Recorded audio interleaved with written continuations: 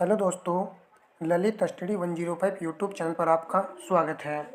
R O exam के लिए सभी सिलेक्टेड पर्सन हैं और अच्छे लेवल के पर्सन हैं।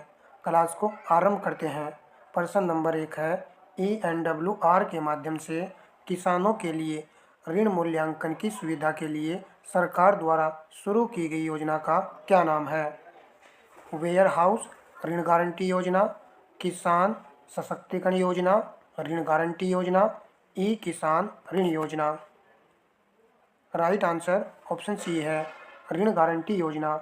ऋण गारंटी योजना को सरकार द्वारा शुरू किया गया है किसानों के लिए ऋण मूल्यांकन की सुविधा के लिए ENWR के माध्यम से। पर्सन नंबर नेक्स्ट है, गुजरात का पहला आउटसोर्स सेमीकंडक्टर असेंबली और प्रशिक्षण OSAT संयंत्र कहाँ खोला गया है? राजकोट, सूरत, वडोदरा, अहमदाबाद। राइट आंसर होगा ऑप्शन बी, सूरत में खोला गया है। पर्सन नंबर 3 है, मध्य प्रदेश द्वारा आयोजित 10वें अंतर्राष्ट्रीय वन मेले का विषय क्या था?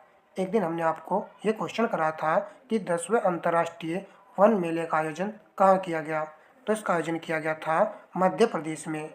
आज यहाँ पर पूछा गया है इसका विषय क्या है, तो ऑप्शन ए राइट आंसर है, लघु वनोपज के माध्यम से महिला सशक्तिकरण इसका विषय है। इम्पोर्टेंट क्वेश्चन है। पर्सन नंबर नेक्स्ट है,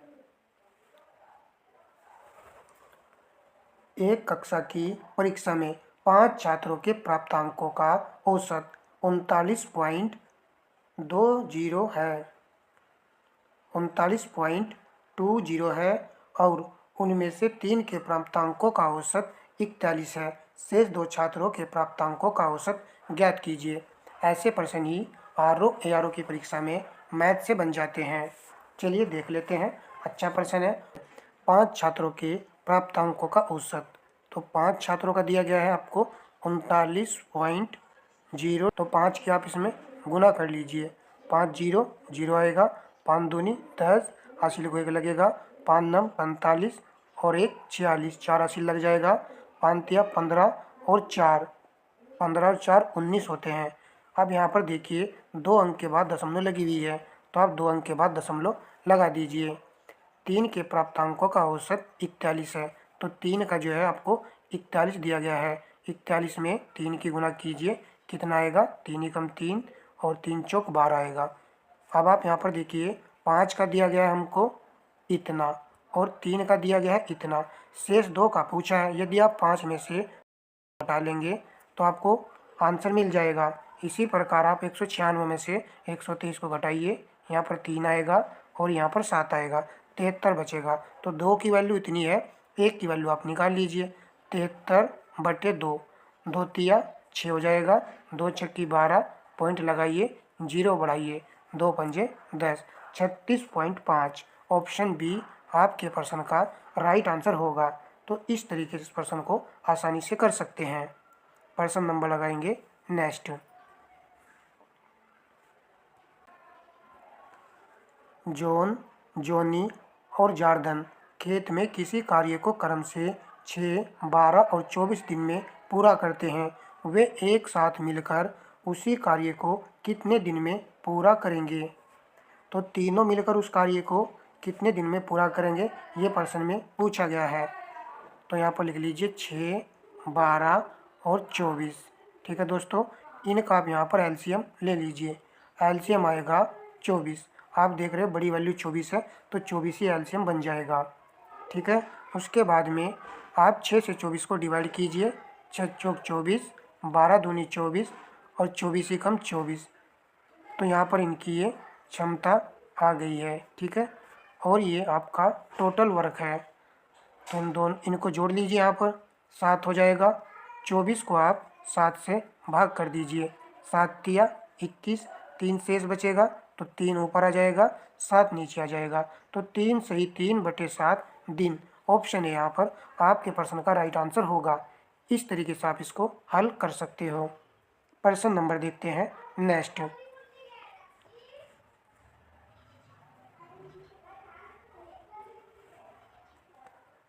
नीचे 2 कथन दिए गए हैं, जिनमें से एक को अभिकथनीय और दूसरे को कहनार कहा गया है।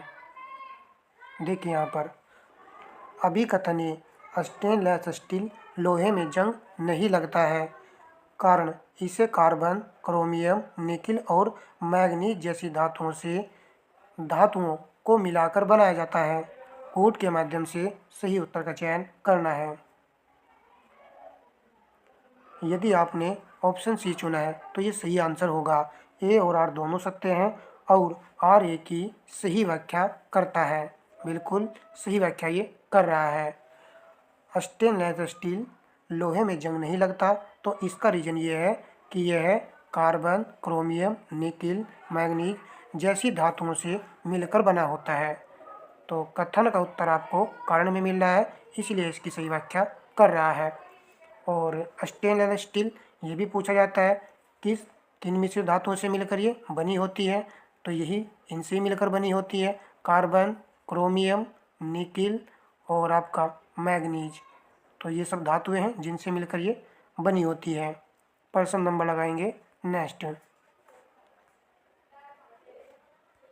निम्नलिखित कथनों पर विचार कीजिए। नीचे दिए गए कूट से सही उत्तर का चयन कीजिए।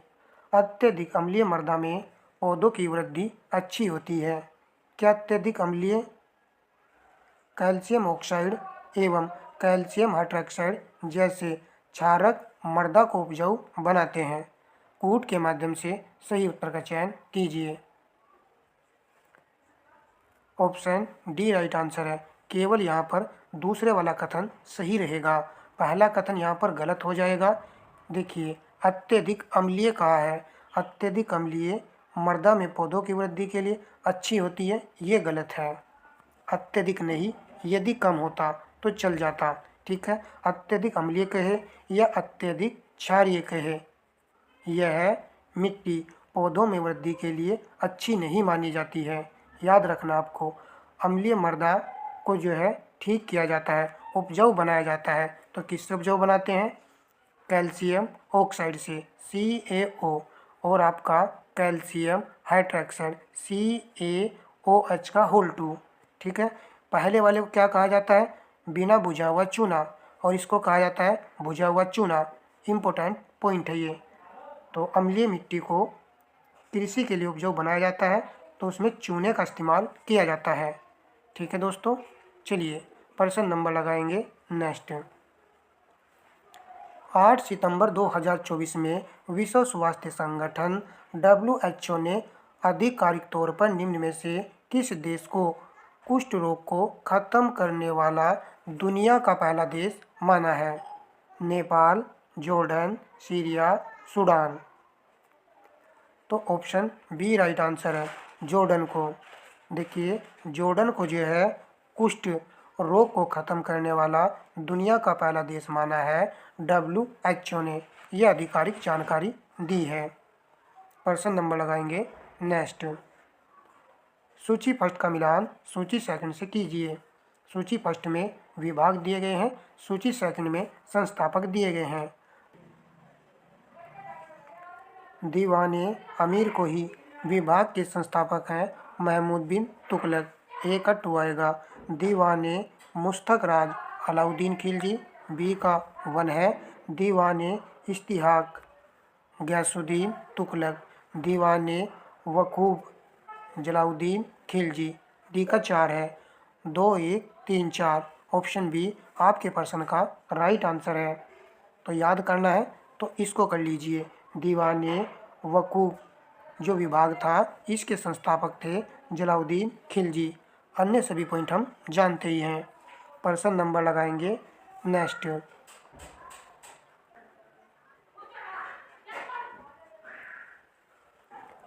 निम्न कथनों पर विचार कीजिए।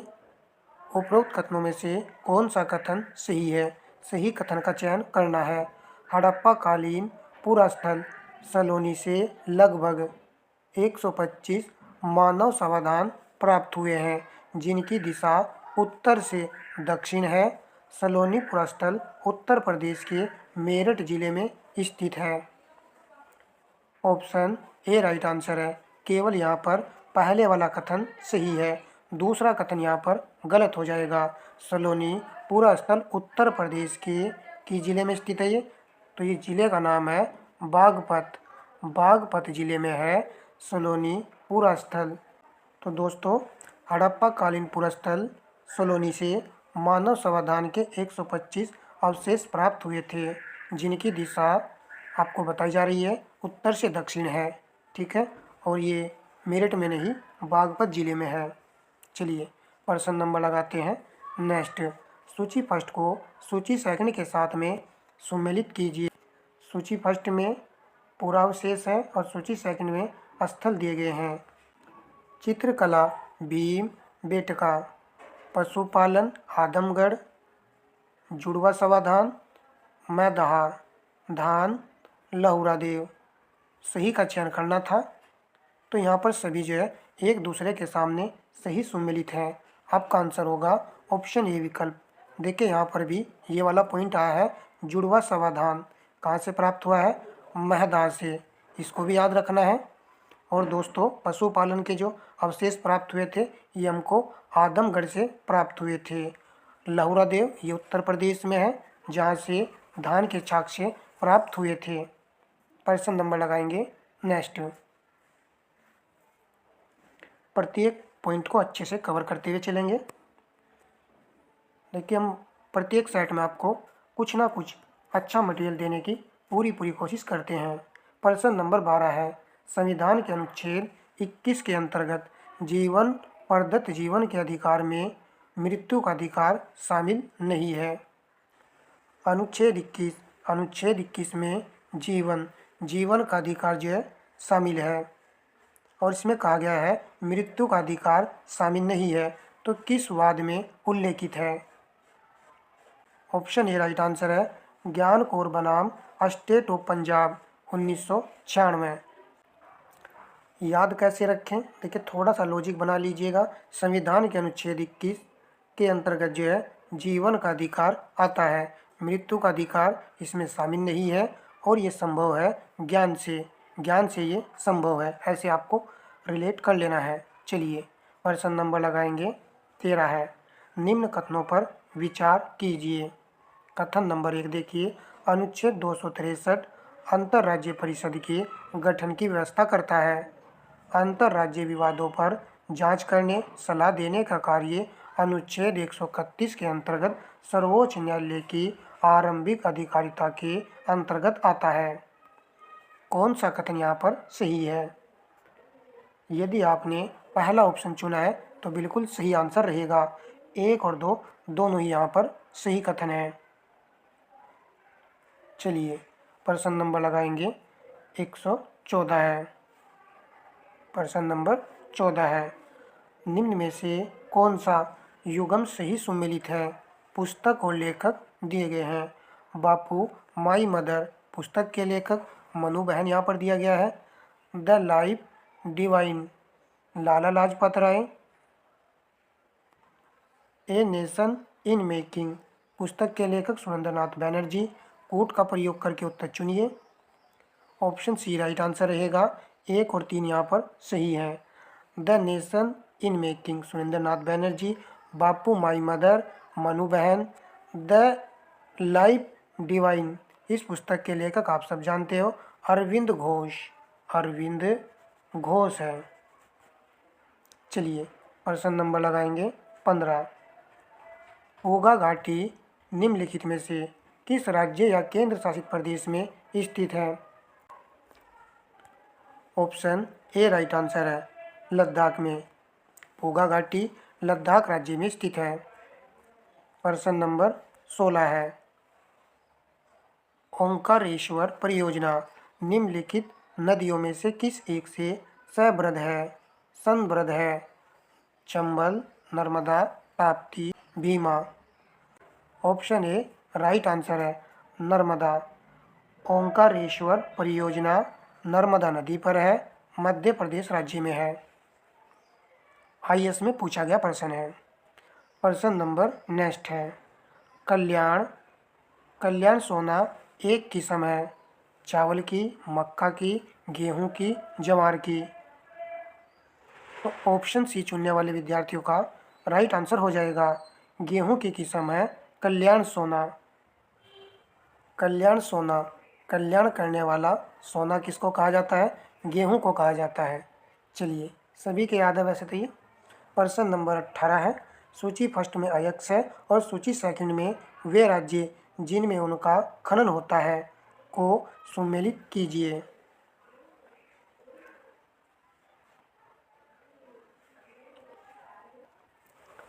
मैग्नीज उत्पादन के लिए मध्य प्रदेश, निकिल निकिल के लिए उड़ीसा राज्य, सीसा जस्ता राजस्थान है, एबस्टस आंध्र प्रदेश। यहाँ पर भी सभी एक दूसरे के सामने सही सुमेलित है। ऑप्शन सी यहाँ पर राइट आंसर रहेगा। प्रश्न नंबर लगाते हैं नेक्स्ट। देखिए, निकिल बहुत पूछा जाता है। उड़ीसा राज्य से इसका सर्वाधिक उत्पादन होता है। सीसा जस्ता तो हम जानते ही हैं राजस्थान है, इसके लिए फेमस है। प्रश्न नंबर नेक्स्ट है, अगुलहास धारा चलती है। कल ये क्वेश्चन हमने कराया था आपको, अगुलहास की धारा किस प्रकार की जल धारा है? तो यह एक गरम जल धारा है और यह चलती है हिंद महासागर में। ऑप्शन ए यहाँ पर राइट आंसर रहेगा। प्रश्न नंबर लगाते हैं नेक्स्ट। उत्तरी अमेरिका का सुपीरियर झील का क्षेत्र प्रसिद्ध है लौह एक्स भंडार के लिए, कोयला भंडार के लिए, सोना भंडार के लिए, यूरेनियम भंडार के लिए। आप आंसर को चुन लीजिए। यदि आपने ऑप्शन ए चुना है तो ये सही रहेगा। लौह एक्स भंडार के लिए प्रसिद्ध है अमेरिका का सुपीरियर झील। 2017 मेंस एग्जाम में पूछा गया है RO के। प्रश्न नंबर लगाएंगे नेक्स्ट। हमने आपको काफ़ी सेट जो है अभी तक उपलब्ध कराए हैं। क्वेश्चन जो है बचेगा नहीं, क्योंकि हम आपको कंटिन्यू क्लासें दे ही रहे हैं। कई हज़ार क्वेश्चन हमने इन वीडियो के माध्यम से उपलब्ध करा दिए हैं आपको। चलिए, प्रश्न नंबर 21 है, मुख्यमंत्री से संबंधित निम्नलिखित कथनों में से कौन सा एक सही नहीं है? एक यहाँ पर सही नहीं है। वह साधारणतः राज्यपाल द्वारा चयनित होता है। क्या मुख्यमंत्री साधारणतः राज्यपाल द्वारा चयनित होता है? नहीं, ये गलत हो जाएगा।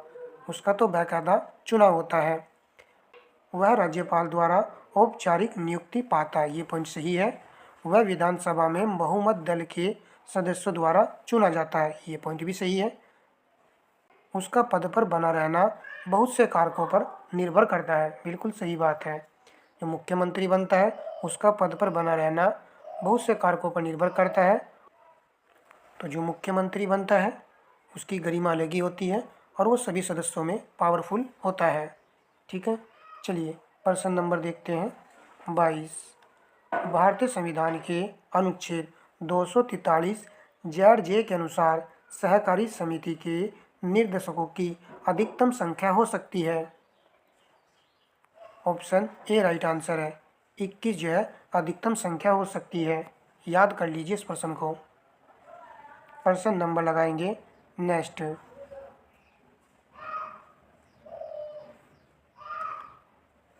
राष्ट्रीय हरित हाइड्रोजन मिशन निम्नलिखित कथनों पर विचार कीजिए।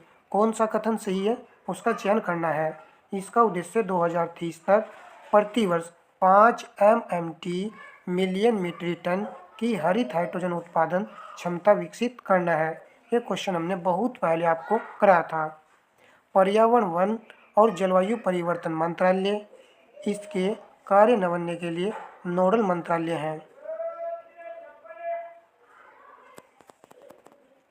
तो केवल यहाँ पर पहला कथन सही है। ऑप्शन ए राइट आंसर रहेगा। इसके कार्यान्वयन के लिए नोडल मंत्रालय का नाम जो है दोस्तों वह है नवीनीकरण। चलिए लिख लेते हैं, नवीकरणीय ऊर्जा मंत्रालय है। तो ऐसा प्रश्न जो एग्जाम में बन जाता है, क्योंकि इसका उद्देश्य 2030 तक है। ठीक है, चलिए प्रश्न नंबर देखते हैं 24। ओजोन छिद्र से प्रभाव होता है, मौसम परिवर्तन होता है, पृथ्वी का तापमान बदलता है, समुद्र का जलस्तर बढ़ता है। ये सभी ओजोन छिद्र से जो प्रभाव देखने को मिलता है वो इन सभी पॉइंटों में देखने को मिल जाएगा। तो ऑप्शन डी यहाँ पर, फोर्थ ऑप्शन यहाँ पर सही आंसर है। प्रश्न नंबर 25 है, विटामिन के का आविष्कार डोइजी एंड डेम ने किया, इसका रासायनिक नाम क्या है? ऑप्शन ए राइट आंसर है फिलोक्विनोन, इसका रासायनिक नाम है। परंतु यहाँ पर एक अच्छा पॉइंट यह है कि विटामिन के का आविष्कार किसने किया है? डोइजी एंड डेम ने किया है। प्रश्न नंबर नेक्स्ट है, मिलान संबंधी प्रश्न है। सूची फर्स्ट का मिलान सूची सेकंड में करना है। सूची फर्स्ट में संस्थान दिए गए हैं और सूची सेकंड में मुख्यालय दिया गया है। उत्तर प्रदेश कृषि अनुसंधान परिषद ये लखनऊ में है, ए का 2 आएगा।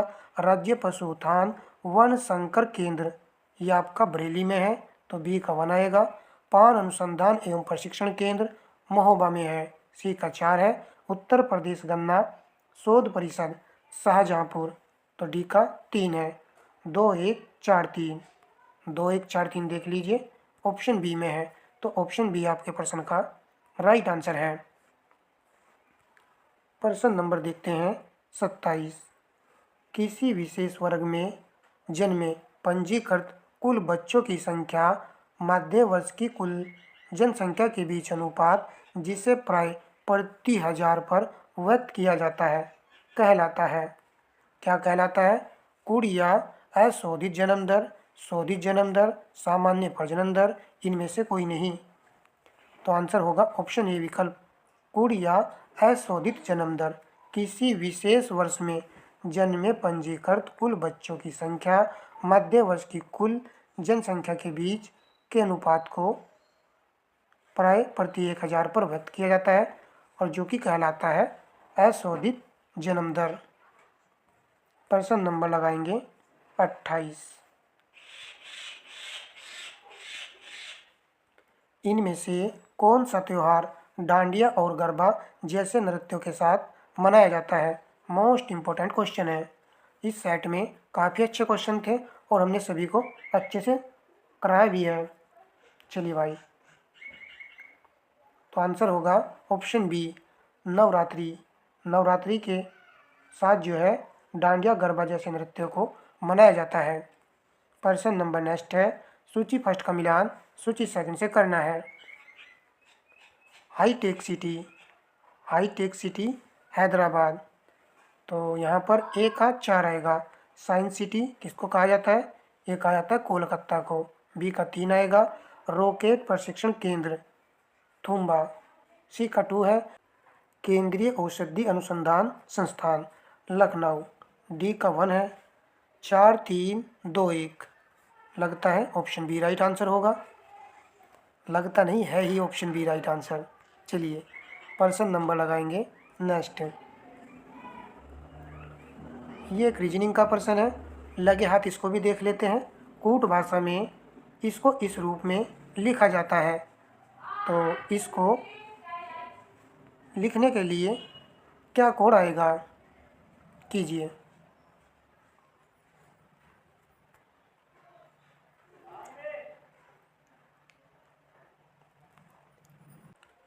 चलिए कर लेते हैं। एम को जो है हम 13 से प्रेजेंट करते हैं। एम का नंबर 13 होता है, ई का जो है 5 होता है, एल का आपका 12 होता है, टी का 20 होता है। तो यहाँ पर देखिए इसने इसको 2 4 1 9 लिखा है। कैसे लिखा है? यदि हम 12 में से 1 कम करें, यदि हम 13 में से 1 कम कर दे तो 12 आएगा, 5 में से 1 कम कर दे तो 4 आएगा, 12 में से 1 कम कर दे तो 11 आएगा, 20 में से 1 कम कर दे तो 19 आएगा। फिर यहाँ पर एक लॉजिक लगाना है आपको, यहाँ पर भी बड़ा ही अच्छा प्रश्न है। तो यहाँ पर 12 का आपको इकाई अंक लेना है, तो यहाँ पर 2 आएगा। 4 का इकाई अंक 4 ही होता है। 11 में से आपको 1 लेना है और 19 में से आपको इकाई अंक 9 लेना है। इस प्रकार इसने इसको हल किया है। तो इसी प्रकार आप इसको कीजिए। तो चलिए इसको कर लेते हैं। यहाँ पर टी का नंबर 20 होता है, आई का 9 होता है, एम का 13 होता है, आई का 9 होता है और डी का 4 होता है। इसमें से आप 1 कम करेंगे तो आपके पास 19 आएगा। 1 कम यहाँ पर कीजिए सभी में हमने एक एक कम कर लिया है। अब इकाई अंक आपको लेना है 9 आएगा, इसका 8 आएगा, इसका 2 आएगा, इसका 8 आएगा और इसका 3 आएगा। 9 8 2 8 3, तो ऑप्शन ए राइट आंसर होगा। ए यहाँ पर सही आंसर बन गया है। इस तरीके से इसने इसको हल किया है। मैथ रीजनिंग भी आरओ एआरओ के एग्ज़ाम में महत्वपूर्ण भूमिका निभाता है। 6% आपके मैथ के आते हैं और 6 ही रीजनिंग के आते हैं। किसी सेट में आपको 7% देखने को मिल जाएंगे मैथ के और 7 रीजनिंग के, यानी कि 12% भी आ जाते हैं और 14% भी आ जाते हैं। तो काफ़ी महत्वपूर्ण भूमिका ये निभाते हैं। प्रश्न नंबर देखते हैं नेक्स्ट।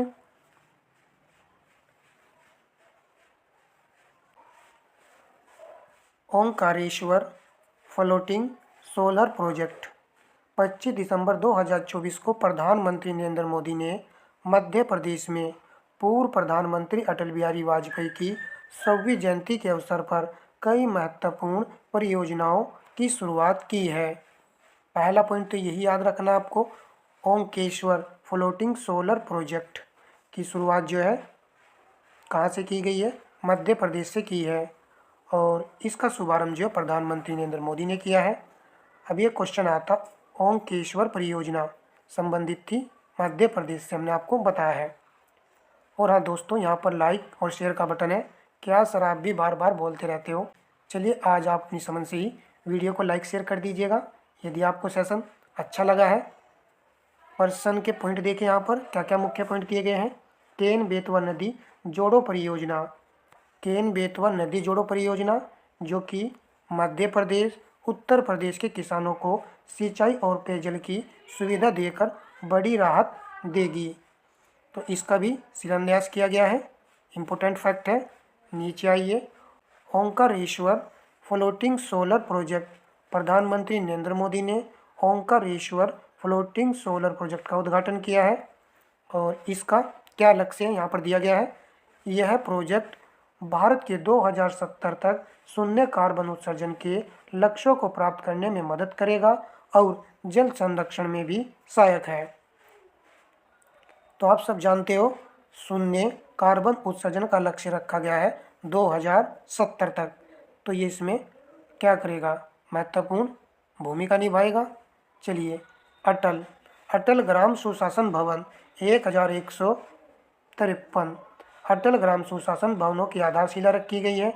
ये भवन ग्राम पंचायतों के बेहतर कार्य संचालन, स्थानीय स्तर पर सुशासन को बढ़ावा देने में मदद करेंगे।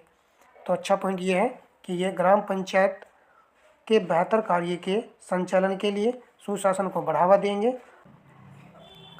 चौथा पॉइंट ये दिया गया है, स्मारक डाक टिकट और सिक्का, पूर्व प्रधानमंत्री अटल बिहारी वाजपेयी की 100वीं जयंती पर एक स्मारक डाक टिकट और सिक्का का विमोचन जो है किया गया है। काफ़ी अच्छे यहाँ पर पॉइंट थे जो मैंने यहाँ पर ये लिए हैं। यदि आपको लगा है कि सेशन अच्छा है तो अपने दोस्तों में इसको शेयर कर दीजिएगा और चैनल पर नए हैं तो चैनल को आप सब्सक्राइब कर सकते हो। दोस्तों, मैंने आपको काफ़ी वीडियो जीएस जीके की उपलब्ध करा रखी है, तो यदि जिस दिन क्लास ना आए उस दिन आप जो है प्ले लिस्ट से उन वीडियो को वॉच ज़रूर किया करो, ठीक है। काफ़ी क्वेश्चन हमने इन वीडियो के माध्यम से उपलब्ध कराए हैं और सभी अच्छे लेवल के हैं। तो धन्यवाद दोस्तों।